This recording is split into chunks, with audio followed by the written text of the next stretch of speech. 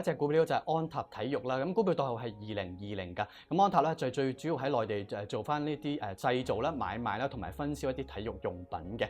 咁分銷嘅用品方面咧就最主要一啲鞋類啦、一啲服裝啦同埋一啲配飾㗎。咁同大家睇翻就安踏舊年個業務表現啦。咁營業額方面咧就339.28億元嘅人民幣啦。咁按年方面咧就升咗40.8%㗎。咁經營溢利方面咧就係86.9億元嘅人民幣啦。按年方面咧就增加咗52.5%㗎。咁而個純利方面咧就53.44億元嘅人民幣啦。咁按年亦都係升咗30.3%㗎。咁最主要睇好安踏體育咧，就因為內地體育用品股咧，咁喺個零售銷售行業方面咧就復甦得好快啊。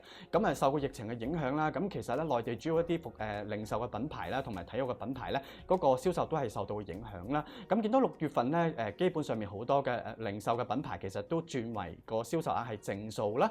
咁另外咧就睇好個因素咧就係天貓618咧，其實較早前喺6月份咧就舉辦咗一個網購節嘅活動啊。咁呢個活動咧對整體喺6月份咧內地嘅銷售咧行業係有正面嘅推動作用啦。咁而另外咧就安踏喺個零售嘅折扣方面咧，亦都係加大咗個力度㗎。咁加快咗嗰個清理翻個庫存嘅容量啦。咁以及咧就刺激翻啲消費嘅需求㗎。